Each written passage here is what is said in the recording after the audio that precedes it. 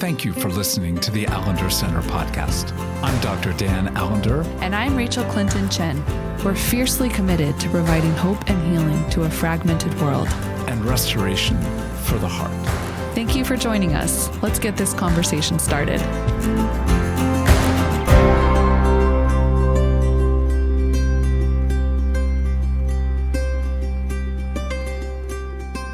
Well, good people with good bodies.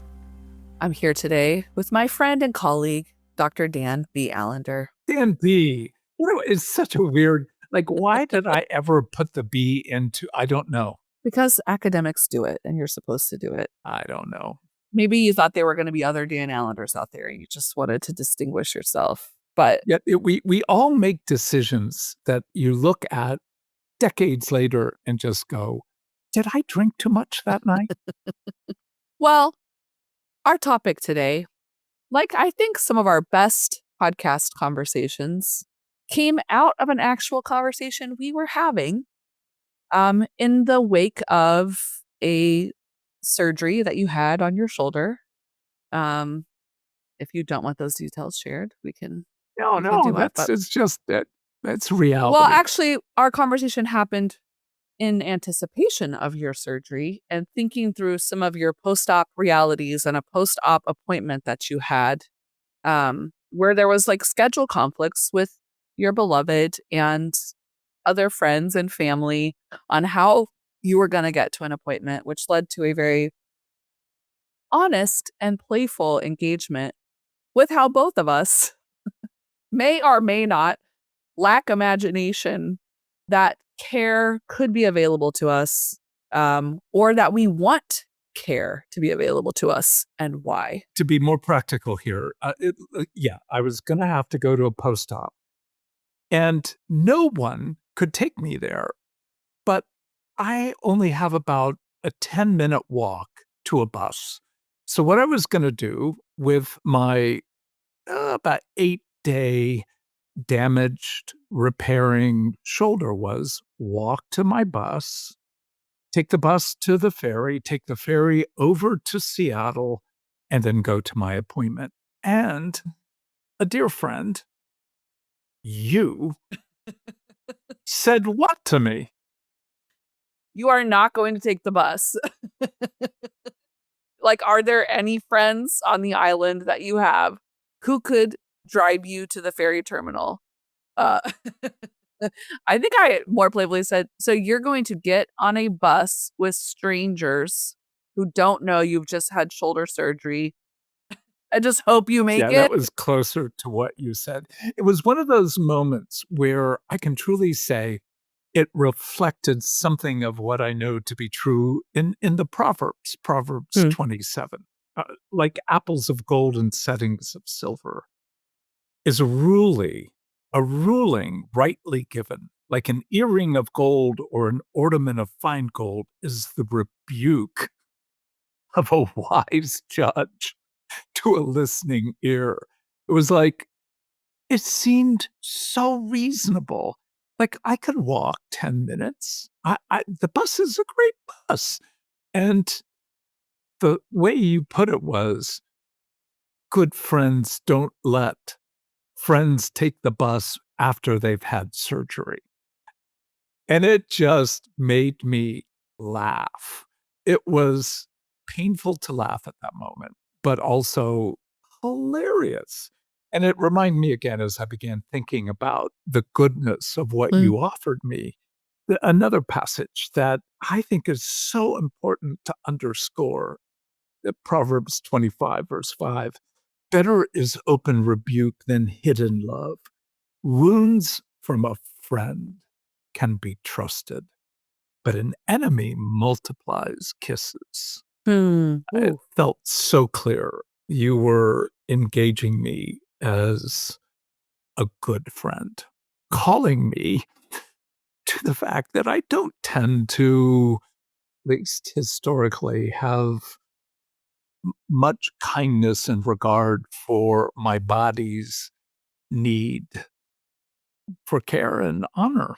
So it was really, it wasn't just the invitation to find a better way.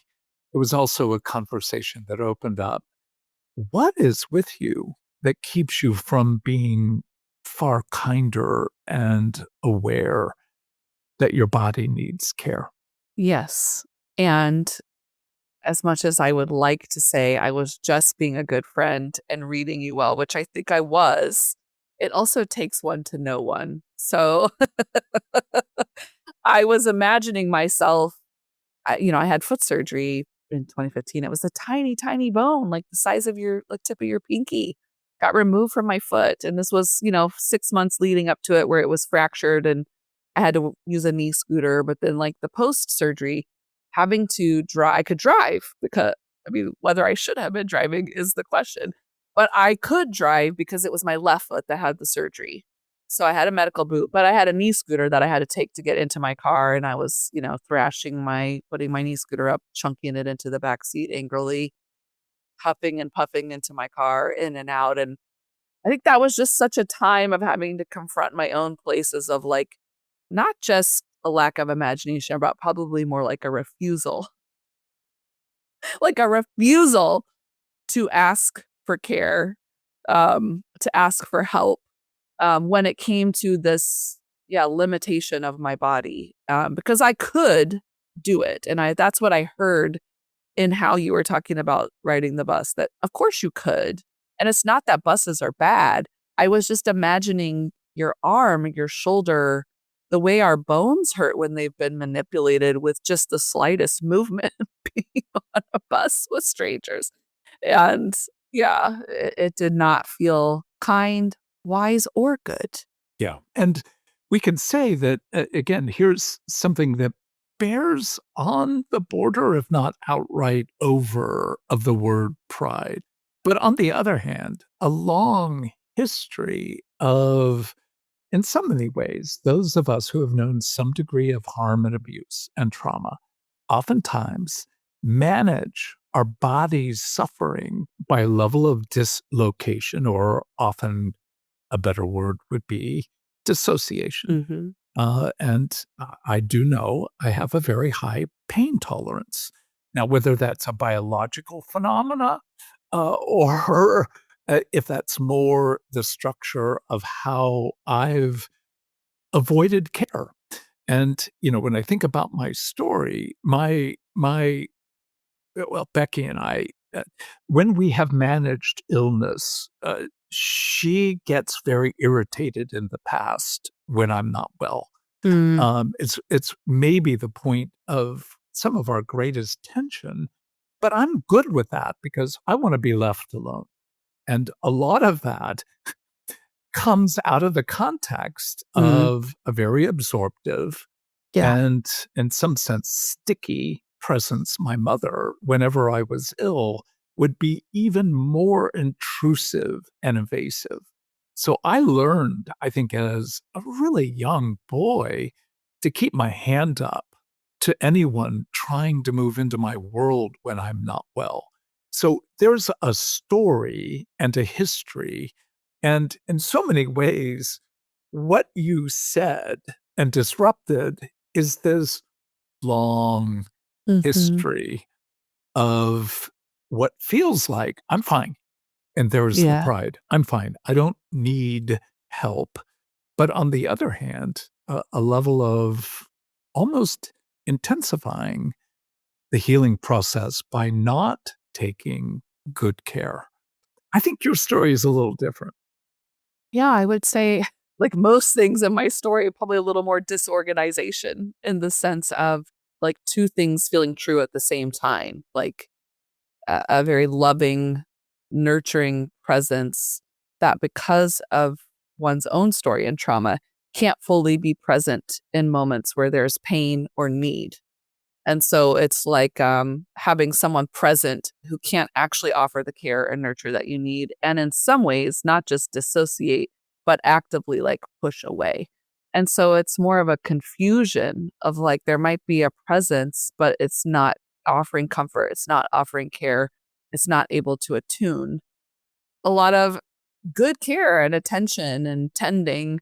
I just think in those moments where the pain is acute, where the need is great, it feeling more like like the still face experiment that they talk about in psychology, where it's like the mom is present but not able to look at the baby, and the baby gets really distressed. Um, and so I think in some ways I've always had this commitment of like, I'd rather be alone, really truly be alone, than to feel like someone is near, but I'm still very much alone. Well, I recall, after your surgery, do you remember this moment?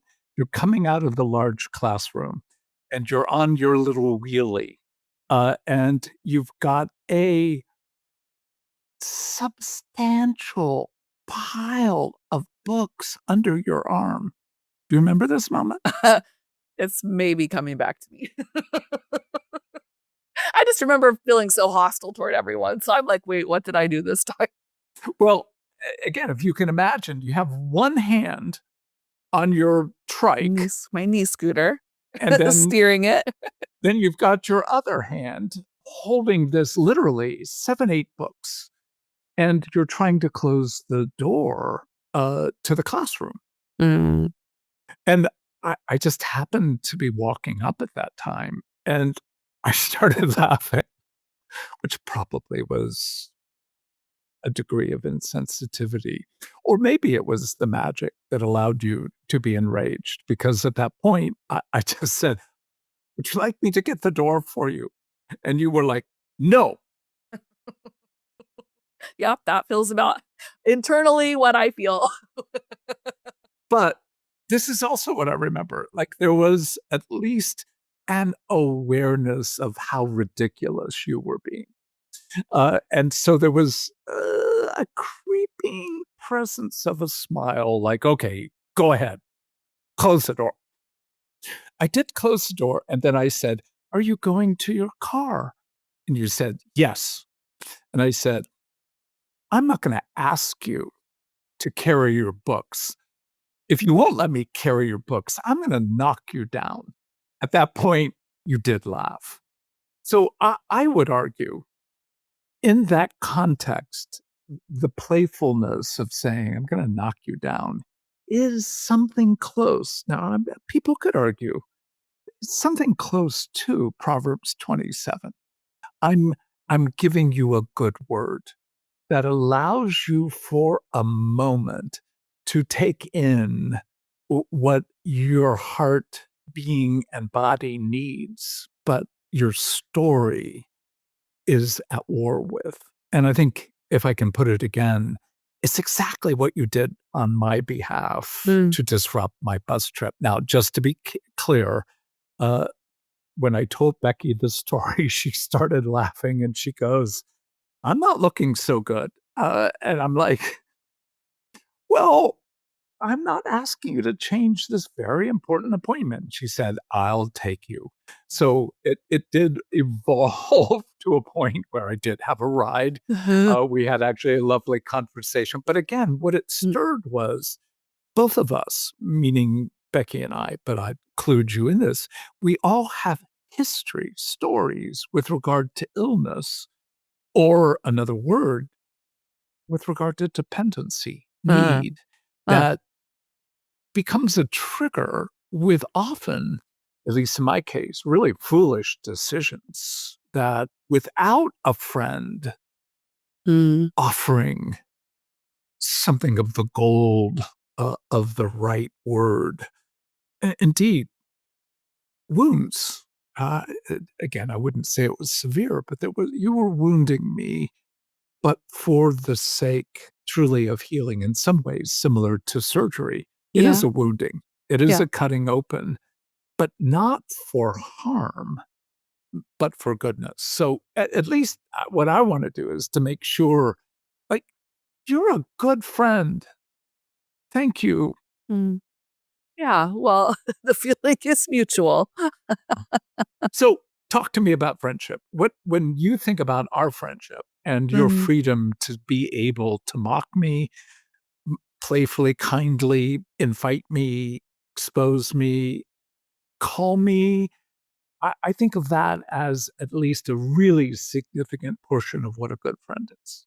Yeah, absolutely. And I don't want to steal your thunder by talking about some of these categories of like, these archetypes of Jesus that we see in the text that you have developed so robustly in community and in many ways, like this sense of like prophet, priest, king, queen. I want to talk more about that. But I think exactly what you're saying. Like when I think about a good friendship, it's funny because in some ways I start about thinking about what it's like to be a good friend to myself.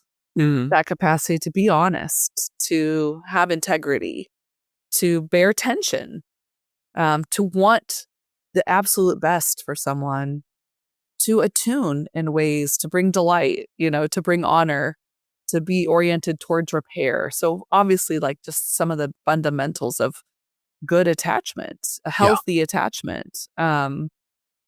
But yeah, I in some ways I've had the privilege of being up close to you, both in the present and also to have the privilege and honor of holding so many of your stories over the years. And so in part, like part of being a good friend is that capacity to hold both like the beauty and the brokenness Mhm. with tenderness and ferocity and honesty.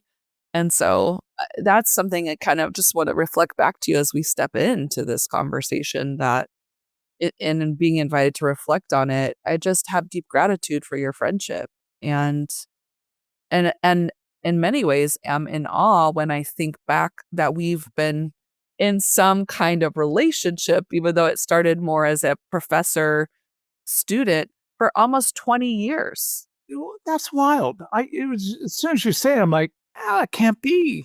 It is. It Yeah. is. Yeah. And the ways in which I think what we're trying to put words to, it does develop over time and over many seasons.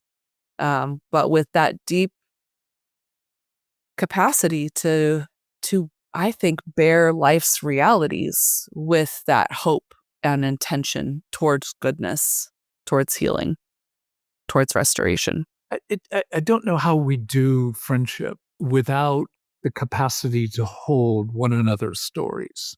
Yet, I just think one of the great griefs I see in people is that their friendships don't hold stories. Yeah. And I just, a dear friend of mine, his sister died recently, and they went with the whole family met.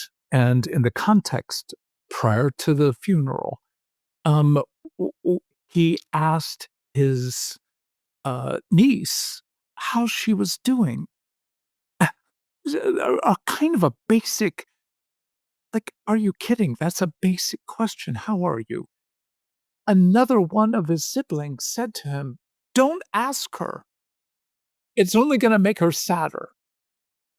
And he was just literally gobsmacked, dumbfounded at the reality that as simple a question as, "How are you doing?" would be fraught with the fear Hmm. of it inviting heartache, grief at an even greater level. And I think so many, well, for example, so many people who come to a story workshop or come to our NFTC training will often say, when I'm with my group, I'm with 5 people whom I did not know prior to this event, who know more about my story than some of my best friends. Hmm. And I just sit back and I go, "I don't get it. How is it humanly possible that you have spent time and energy, vacations, travel, and you don't know about one another's heartache, harm, but also glory and goodness, where you have been heroic, where there has been profound movement of your heart in the presence of God." Those are the kinds of things that I guess I still stand back and just go, how does that happen? Again, I think it's where I go in some ways because you've said this phrase quite often. We can only take people as far as we've been willing to go ourselves. I think it's costly. It's costly to know our own stories, let alone the stories of others. And um, it requires us to grow greater wisdom, to grow deeper character, and to grow greater capacity, like to put words to what you said, to hold pain and beauty together. And I Mhm. think that's why these archetypes of Jesus that we see in the text of like prophet, priest, and king, this character of Jesus that we're supposed to live into are core to friendship and key to friendship because that priestly capacity to rejoice and to weep, right? Yes. And with particularity, like Mhm. to understand the nuances of it, to wait in the seasons. I think about how often in my friendship groups, especially in Seattle, with all my friends from the Seattle school who were like so committed to story, the amount of seasons where we were holding the height of celebration and the depth of sorrow in community together at the same time.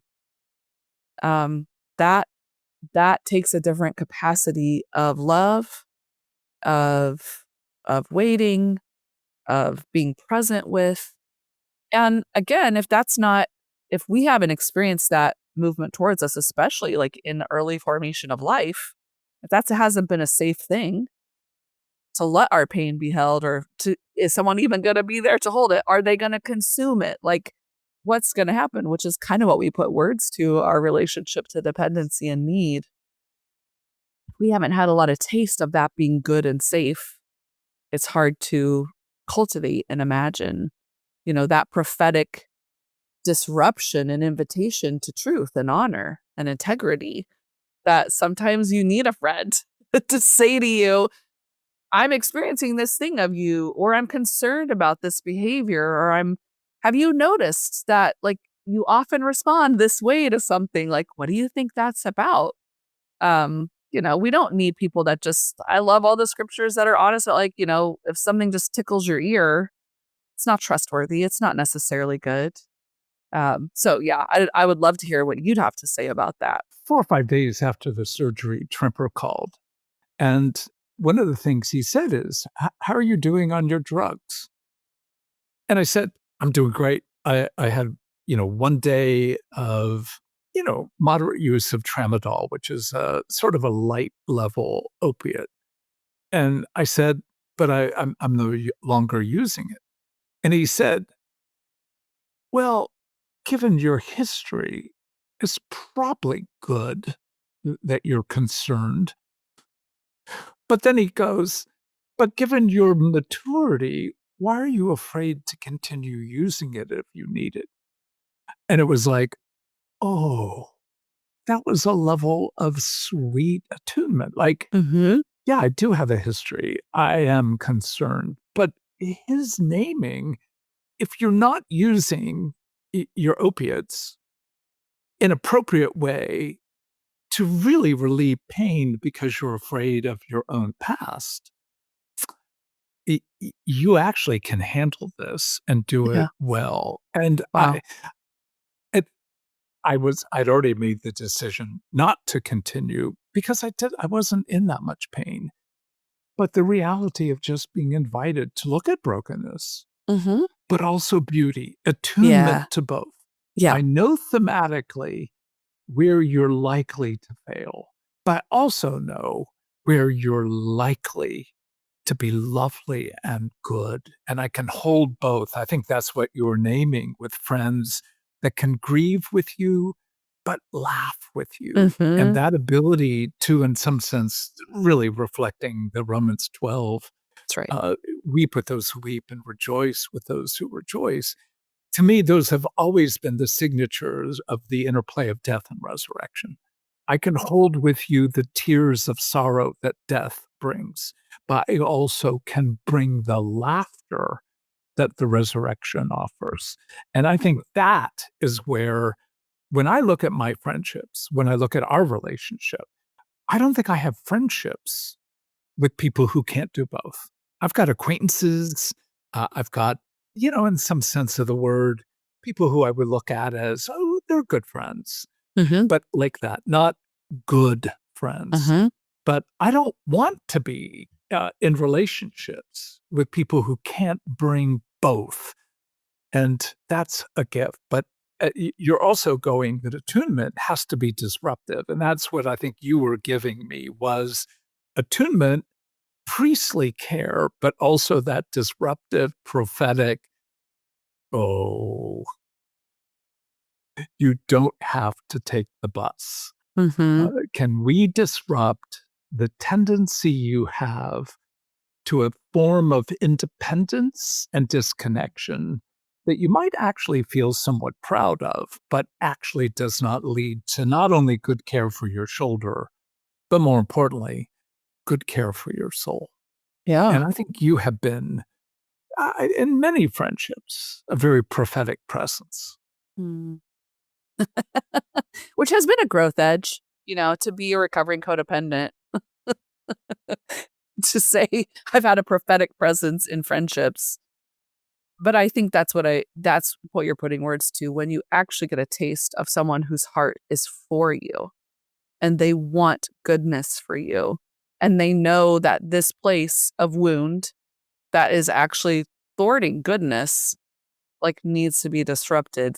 To be seen in that way and known in that way is a taste of life that it changes you Mhm. and it makes you want to be more generous. Now it's hard because I think what some people might be hearing is like, well, I tell the truth. I tell it all the time. And it's like, yeah, but sometimes you tell it in ways that are not kind and not actually for the other person's flourishing, but for your own relief or so it's like, that's why that priestly capacity to delight and to attune and to see what, like, I knew in that moment there was an opening for you.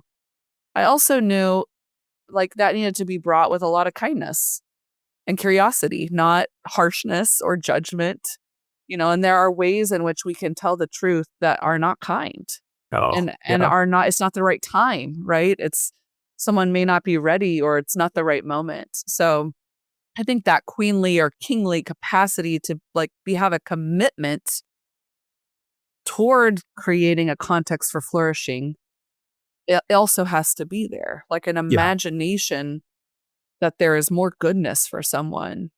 That again, if we're talking about death and resurrection, that death never has the end of, like, doesn't have the final say. It doesn't get to be the end of the story, no matter how familiar.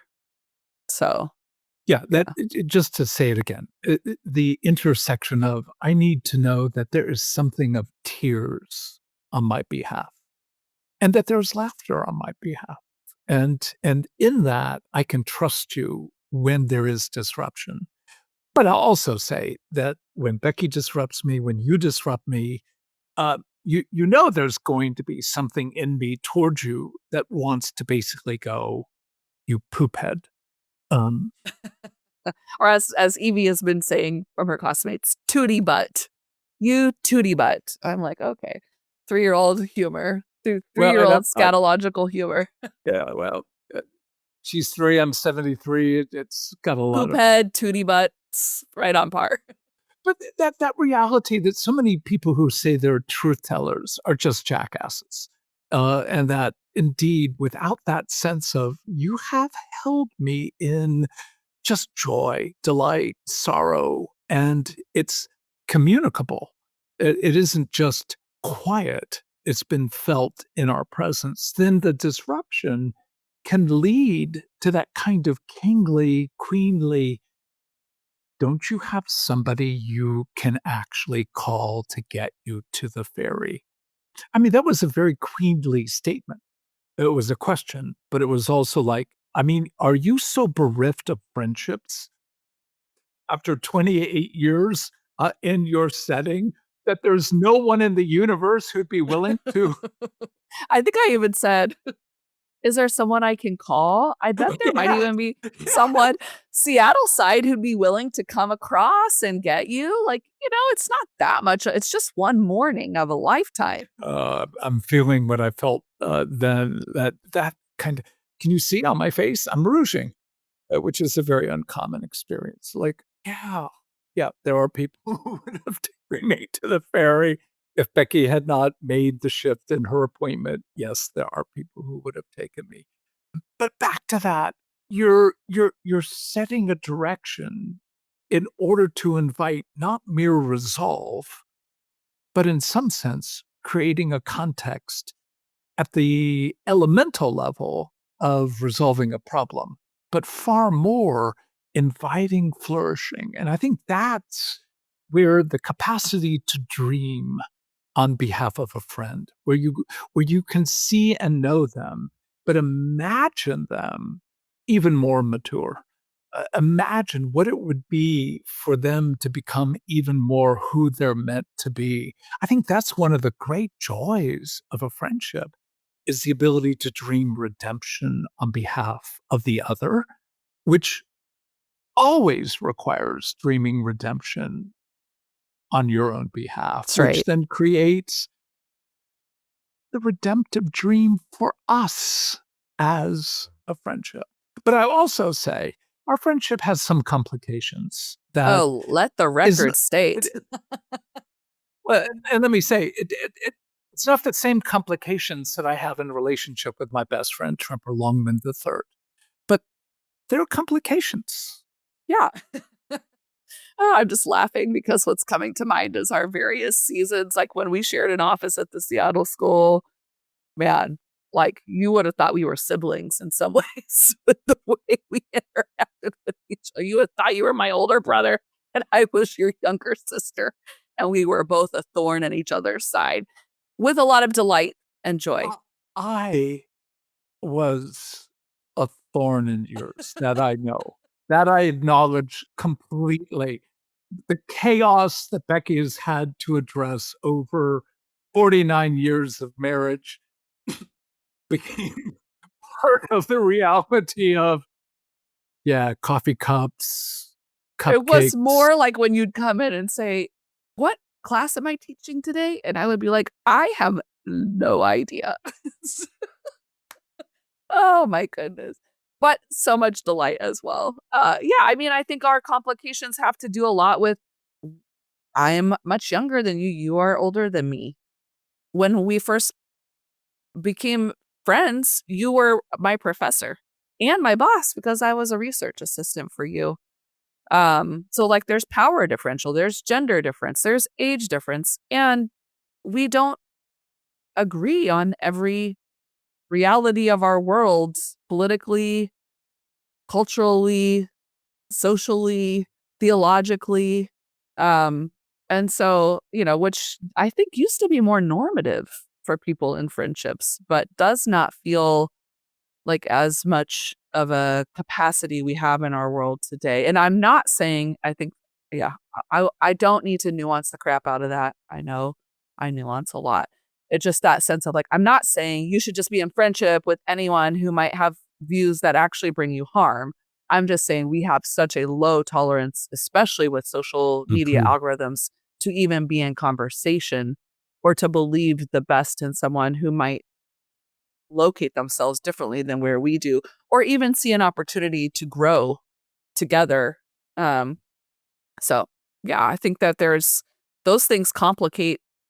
I mean, I think when we were processing this, I came to the realization that yeah, I can count on my hand the older men in my life who have had the integrity, capacity, and imagination to be in friendship with me without immediately writing it off because I was in very fundamentalist conservative Christian circles where that was deemed, the pitfall to an affair or the setup for harm, which is why a lot of women can't even be mentored into pastoral leadership because there's not enough women mentors to mentor Right, them. right. So when we talked about this, I was like, yeah, I haven't thought about that in a while.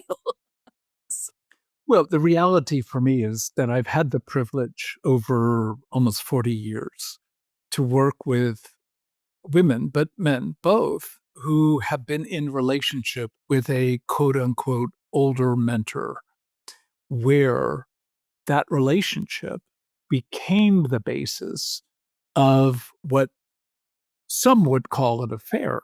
But whenever there's that power differential, it's always the mentor's fault, always a context in which the so called younger person needs to address the harm even if there was something arousing or Mhm. enlivening or something that felt like it's my choice, That's the right. reality is it's still an abusive context. So I think in some sense, I've had a deep sensitivity to the relationships I've been in and with folks over my career to not replicate.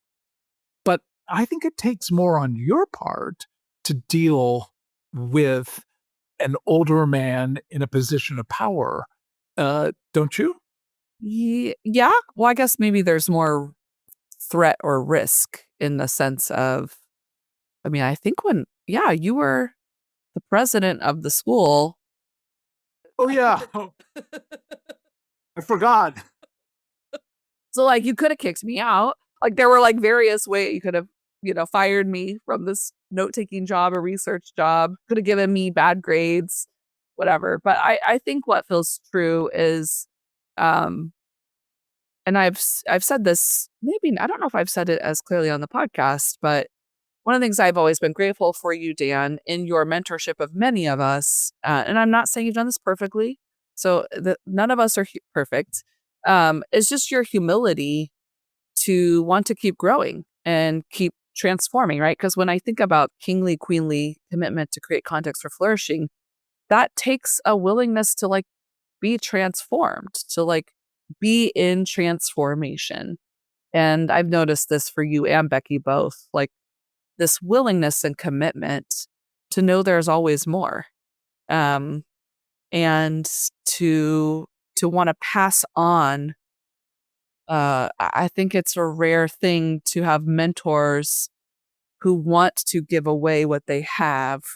And not that you don't have your own moments of ego or your own moments of threat, but you're a very generous in wanting to give away like what you've stewarded and what you've developed so that the work, like you really do have like a kingdom perspective of wanting this work to get in as many hands as possible. And so that humility and that kind of willingness to be in transformation opens the door for friendship when there is power differential. And that like integrity and honor to know there's dangers and there's risks also opens the door. Yeah. Thank you. I agree, and I wanna go back that some of the work that we began with was you and another student were my research assistants to work on the book Sabbath. And in that context, I don't know if you remember much of that, but I do, you some in of it. particular uh, changed the direction of the book. Hmm. And it was really disruptive because I actually at one point said, "This is how I want to approach it, and I need you to find data to back it up."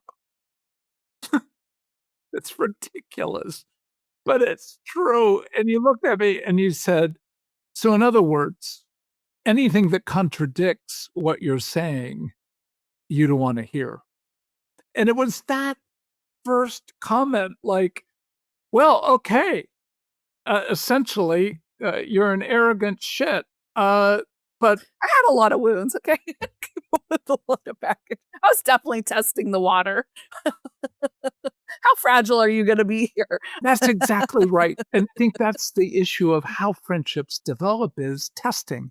Mhm. My dear friend Steve Call, using other language, he talks about it as a bid. You know, we Hmm. make a bid. You were basically going, "Really? Anything that contradicts?" And I remember looking, going, "Oh, shoot. No, I mean, maybe, but no." So I think, again, the issue is we're all struggling with some degree of compromise that we don't want.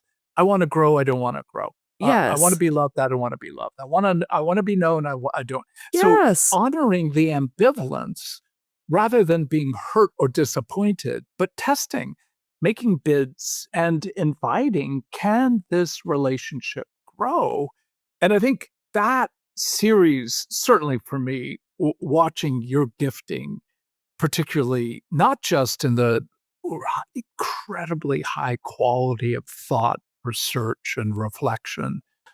But you actually wanted the material of Sabbath to become part of the way you wanted to live. And I think there Mm, is flourishing in oneself in relationship with another, either invites the other to grow with, or you find yourself internally going, this person doesn't want to stay in the process. So I think that's part of where, even when there's differential, even when there's a power division, ho you can grow in friendships, but you always have to risk them. mhm. And to the degree you're not willing to risk a friendship, it's already the design that the friendship can't grow. Yeah. I'm laughing because I think uh I got a lot healthier in my time in Seattle because I think there was long seasons where, yeah, if I felt misunderstood or if things got too hard, or maybe if someone did invite me to disruption, I just left. It was like I couldn't handle it, or I didn't trust there would be goodness, or I didn't have enough imagination. Um, and again, that's so in multiple stories, not just family of origin, but development through high school and middle school, style of relating, all those things. And so I think, for me, go back to my foot surgery. There was a moment where I felt like my friends did fail in the care I needed in the wake of my foot surgery. I also had a part to play in that for sure. But normally in that would be when I depart, when Yeah. I pack up and move emotionally and sometimes physically. And there was this moment of like, I can't do that. I don't want to do that. There's too much goodness here. And to be caught like that, I mean, I had to go back to therapy. So yes, we're talking about matters of the heart that actually are quite deep. They're deep, deep waters. And so when we there is actual friendship developed, like that is such a treasure and it just raises the stakes, Yeah. I think sometimes. Well, I don't wanna turn in our last moment to sort of like, "Now here's the application for you all." That which is my way of saying that's about what I'm going to do. But I think it's one of the things where I would say, don't settle for the convenience of relationships that are merely a killing of time. Somebody to go to movies with, somebody to be able to play pickleball with. And the investment into who are you? We were playing pickleball and you got really enraged. Brother, what's going on for you?